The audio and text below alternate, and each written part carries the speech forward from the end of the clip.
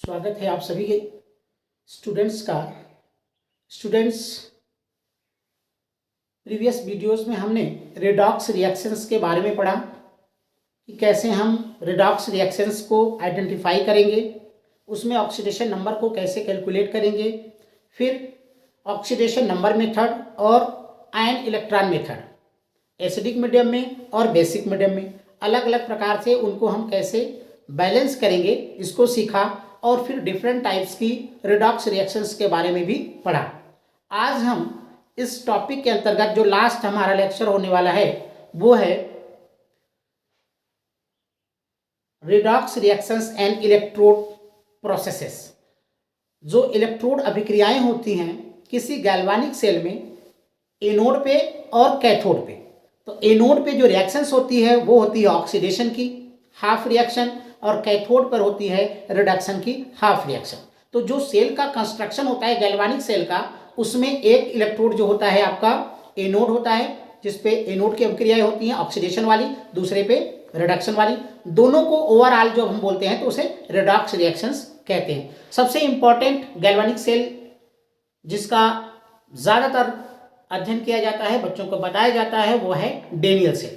तो Daniel cell का पहले कंस्ट्रक्शन हम देख लेते हैं कि होता क्या है। इसके बाद हम मेटल की रिएक्टिविटी सीरीज को सीखेंगे कि कौन सा मेटल एनोड बनेगा और कौन सा मेटल कैथोड बनाया जाएगा अगर हम गैल्वानिक सेल का कंस्ट्रक्शन करते हैं। तो देखिए, अगर हम एक इस प्रकार का वेसल ले लें और इसमें जिंक सल्फेट का सॉल्यूशन भर लें, इसमें एक जिंक की रॉड डिप कर दें, ठीक है। इसी प्रकार अगर हम दूसरा वेसल ले लें, इनमें हम कॉपर सल्फेट का सॉल्यूशन एक्वस, ये भी एक्वस भर लें और इसमें हम कॉपर की रॉड डिप कर दें। स्टूडेंट्स, यह एक इलेक्ट्रोड हो गया, ये दूसरा वाला इलेक्ट्रोड हो गया। ये दोनों हाफ सेल भी बोले जाते हैं। दोनों हाफ सेल को एक यू शेप ट्यूब से जोड़ दिया जाता है जिसे साल्ट ब्रिज कहते हैं। साल्ट ब्रिज, इसके अंदर कुछ कंपाउंड्स भरे रहते हैं जिससे आयन की मोबिलिटी इक्वल होती है, जैसे KCl होता है, KNO3 होता है, ये भरे होते हैं। इन दोनों इलेक्ट्रोड्स को जोड़ दिया जाता है और यहाँ पे आप वोल्टमीटर लगा करके इसका चेक कर सकते हैं कि करंट फ्लो हो रही है नहीं हो रही है। अब होता क्या है, इस वाले इलेक्ट्रोड पे इलेक्ट्रॉन का लॉस किया जाता है। तो ये जो जिंक है ये इलेक्ट्रॉन को लॉस करके जिंक 2+ में कन्वर्ट होता है, 2 इलेक्ट्रॉन को निकालता है। तो लॉस ऑफ इलेक्ट्रॉन बोला जाता है ऑक्सीडेशन। तो जब ये इलेक्ट्रॉन लॉस किए जाते हैं तो ये इसी इलेक्ट्रोड के ऊपर डिपोजिट हो जाते हैं। तो ये वाला जो इलेक्ट्रोड होता है आपका, ये निगेटिव इलेक्ट्रोड होता है और ये एनोड होता है, ठीक है। यहां पर क्या होता है, इस मीडियम में कॉपर आयन पहले से मौजूद है। तो कॉपर आयन, ये इलेक्ट्रॉन इधर से इधर जाते हैं, इलेक्ट्रॉन जाते हैं एनोड से कैथोड की तरफ।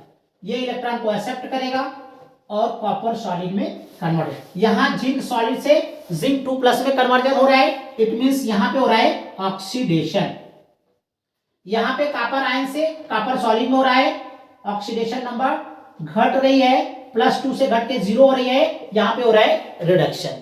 तो स्टूडेंट्स, ये आपका एनोड है, ये आपका ब्रिज है और ये आपका कैथोड है। तो आप ऐसे भी याद कर सकते हो ABC, पहले एनोड देन ब्रिज और कैथोड। एनोड पर ऑक्सीडेशन होगा, कैथोड पर ये वाला जो होता है आपका, ये पॉजिटिव इलेक्ट्रोड होता है कैथोड, एनोड आपका नेगेटिव इलेक्ट्रोड होता है। यहां पर होता है ऑक्सीडेशन, इस वाले पे होता है रिडक्शन, ऑक्सीकरण अपचय।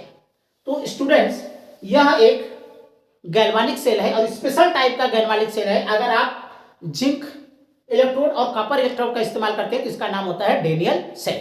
इसी प्रकार आप डिफरेंट टाइप के गैल्वानिक सेल का कंस्ट्रक्शन कर सकते हैं, जिसमें इस पर होगा ऑक्सीडेशन, इस पर होगा रिडक्शन, ओवरऑल बैलेंस। अगर आप इसकी कंबाइंड इक्वेशन लिखना चाहें तो आप लिख सकते हैं zinc solid plus copper 2+ aqueous equal to zinc 2+ aqueous plus copper solid.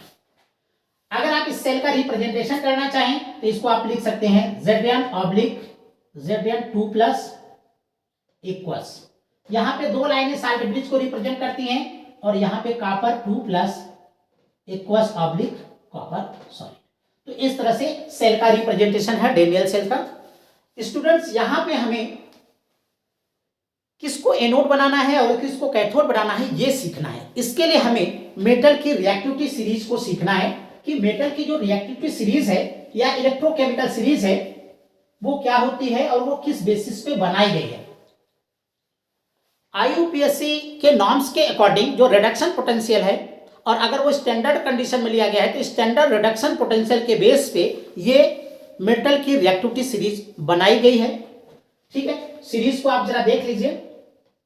Lithium, potassium, barium, strontium, calcium, sodium, magnesium, aluminium,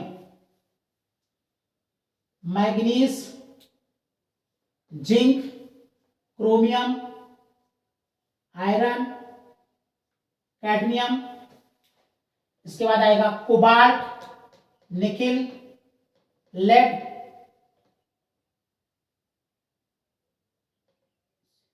SN, फिर आएगा लेड, फिर हाइड्रोजन, कॉपर, एजी, अर्जेंटम, मरकरी, पीटी और ए। ये मेटल की रिएक्टिविटी सीरीज है। एक्चुअल में reactivity series को बनाया गया, जैसे लिथियम है तो लिथियम प्लस और यहाँ पे प्लस एक electron equal to lithium solid. इस तरह से रिडक्शन पोटेंशियल जो इसकी वैल्यू होती है माइनस साइन के साथ होती है 3.05, सबसे ज्यादा नेगेटिव वैल्यू। हाइड्रोजन की यहाँ पे बीच में होती है 0 और इसके नीचे वालों की होती है पॉजिटिव, जैसे कॉपर की होती है 0.34, इसके नीचे वालों की ऐसे बढ़ती जाए। तो यह इनके मानक अपचयन विभव के बढ़ते क्रम में सीरीज बनाई गई है स्टूडेंट्स। तो lithium, potassium, barium, strontium, calcium, sodium, magnesium, aluminium, manganese, zinc, chromium, iron, cadmium, cobalt, nickel, stannous, lead, hydrogen, copper, AG, HG, PT और एयू।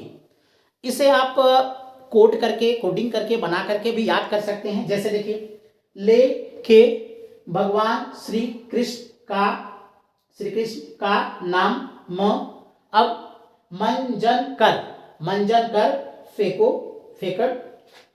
यहां से फेंको, फेरम, सीढ़ी को निकालो, स्टैंड पकड़ो, हाय, कपड़े आज मेरे फट गए गोल्ड। अब फिर से एक बार देखिए, ले लिथियम, के से पोटेशियम, भगवान बेरियम, श्री कृष्ण स्ट्रांसियम, का कैल्शियम, ना नेट्रियम सोडियम, म मैग्नीशियम, अब एल एल्युमिनियम, मन एमएन मैग्नीज, जन जेडन जिंक, कर क्रोमियम, फेको मंजन कर फेको फेरम, सीढ़ी कैडमियम, कोबाल्ट, निकिल निकालो, स्टैंड एसियन स्टेनस, पकड़ो पीबी प्लम्बम, हाई हाइड्रोजन, कपड़े कॉपर, आज अर्जेंटम, मेरे मरकरी, फट पीटी पट प्लेटिनम और गए गोल्ड। तो स्टूडेंट इस तरह से आप रिएक्टिविटी सीरीज को लर्न कर सकते हो इजी वे में। अब ध्यान क्या रखना है, ये जो हमने सेल का कंस्ट्रक्शन किया था गैल्वानिक सेल, इसका सीरीज का क्या इंपॉर्टेंस है, जिसके लिए मानक अपचयन विभव का मान जितना ज्यादा कम हो गया या निगेटिव वैल्यू के साथ होगा उसे हम बनाएंगे एनोड, और जिसकी पॉजिटिव वैल्यू के साथ होगी या लोअर वैल्यू होगी निगेटिव साइन के साथ उसको हम बनाएंगे कैथोड। या ये समझ लीजिए कि इस सीरीज में जो ऊपर के मेंबर है, जो सबसे टॉप पर होगा, अगर दो मेटल का हम इस तरह से हाफ सेल कंस्ट्रक्शन करें तो जो ऊपर में होगा वो बनेगा एनोड, जो उसके नीचे होगा वो बनेगा कैथोड। ऊपर वाले मेटल पे जब उसका हाफ सेल बनेगा तो उस पे होगा ऑक्सीडेशन, नीचे वाले मेटल का हाफ सेल बनेगा उस पे होगा रिडक्शन। ठीक है, जैसे अभी हमने यहाँ पे लिया जिंक और कॉपर का, तो देखिए जिंक यहाँ पे है और यहां से घूम करके जब यहां पे पहुंचे तो ये आपका कॉपर है और यहाँ पे आपका जिंक है, -0.76 इसकी वैल्यू होती है, ये माइनस है, इसकी प्लस में होती है। तो डेनियल सेल के लिए ये बनेगा एनोड और ये बनेगा कैथोड। तो जहां पे रिडॉक्स रिएक्शंस होगी इस प्रकार के गैल्वानिक सेल के कंस्ट्रक्शन में, इस सीरीज में जो ये एक्टिविटी सीरीज है या हम इलेक्ट्रोकेमिकल सीरीज कहें, इसमें जो ऊपर का मेंबर होगा वो बनेगा एनोड, उसके नीचे वाला मेंबर वो बनेगा कैथोड, अगर हम हाफ सेल का कंस्ट्रक्शन दोनों का अलग अलग करें। स्पेशल केस ये है रेडियल सेल। इसके अलावा किन्हीं दो मेटल्स को लेकर के हम गैल्वानिक सेल बना सकते हैं। एक विशेष बात और याद रखनी है, जब इनकी रिएक्शंस होती हैं तो जो इस सीरीज में ऊपर का मेंबर होता है वो ज्यादा एक्टिव मेटल है, वह अपने से लेस एक्टिव मेटल को, मतलब अपने से नीचे वाले मेटल को उसके साल्ट के सोल्यूशन से डिस्प्लेस कर सकता है, ठीक है ना। लेकिन नीचे वाला कभी अपने से ऊपर वाले को डिस्प्लेस नहीं कर पाएगा। अब इसका एक एग्जांपल देखिए, जैसे CuSO4 है और आप इसमें जिंक मिलाओगे तो ये हो जाएगा ZnSO4 और इसने कॉपर को डिस्प्लेस कर दिया, ठीक है। लेकिन अगर आप यहाँ पे फेरस सल्फेट ले लो और इसमें कॉपर मिला दो तो कॉपर देखो यहाँ पे है और आयरन कहाँ पे है, आयरन ये है, इससे ऊपर है, तो आयरन को ये डिस्प्लेस नहीं कर पाएगा, इट मींस नो रिएक्शन। तो नीचे वाला मेंबर अपने से ऊपर वाले मेंबर को कभी भी उसके साल्ट के सोल्यूशन से डिस्प्लेस नहीं कर पाता है, लेकिन ऊपर वाला मेंबर अपने से नीचे वाले जो भी मेंबर्स होंगे उनके साल्ट के सोल्यूशन से उस मेटल को डिस्प्लेस कर देता है। अच्छा, ऊपर वाला जो होता है मेंबर वो रिड्यूसिंग नेचर के ज्यादा होते हैं। ये अगर आप इस सीरीज को देखें तो हाईली रिड्यूसिंग जो मेटल्स होते हैं वो ऊपर होते हैं, धीरे धीरे धीरे आने पे हाइड्रोजन से नीचे आने पे इनका नेचर ऑक्सीडाइजिंग हो जाता था। इसका मतलब ये ऑक्सीडाइजिंग नेचर के बढ़ते क्रम में है और रिड्यूसिंग नेचर के डिक्रीजिंग ऑर्डर में ये सीरीज बनाई गई है। मानक अपचयन विभव के बढ़ते क्रम में ये सीरीज अभी यहाँ पे है। एनसीईआरटी बुक्स में इनके घटते क्रम में भी सीरीज को दिया गया है, मतलब माइनस से हमने प्लस की तरफ लिया है, उन्होंने प्लस से माइनस की तरफ उल्टा वहां पे लिखा है। तो स्टूडेंट्स, रिडॉक्स रिएक्शंस के अंतर्गत इस सीरीज का बहुत ज्यादा इंपॉर्टेंस है। अगर आपको ये सीरीज आसानी से लर्न है, जैसे अभी हमने ट्रिक्स के माध्यम से आपको बताया, तो इस इजी ट्रिक के द्वारा आपको ये पता चल जाएगा कि सीरीज में कौन सा मेटल ऊपर है और कौन सा नीचे है। ऊपर वाले मेटल्स को आप हमेशा गैल्वानिक सेल का कंस्ट्रक्शन करते समय एनोड बनाएंगे और उसके नीचे वाले मेंबर को हमेशा कैथोड बनाएंगे।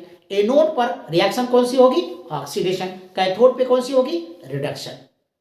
ठीक है स्टूडेंट्स, आई होप ये टॉपिक आपको समझ में आ गया होगा। अगर आपकी कोई क्वेरी होती है, कोई प्रॉब्लम होती है तो आप कमेंट बॉक्स में जरूर लिखिएगा।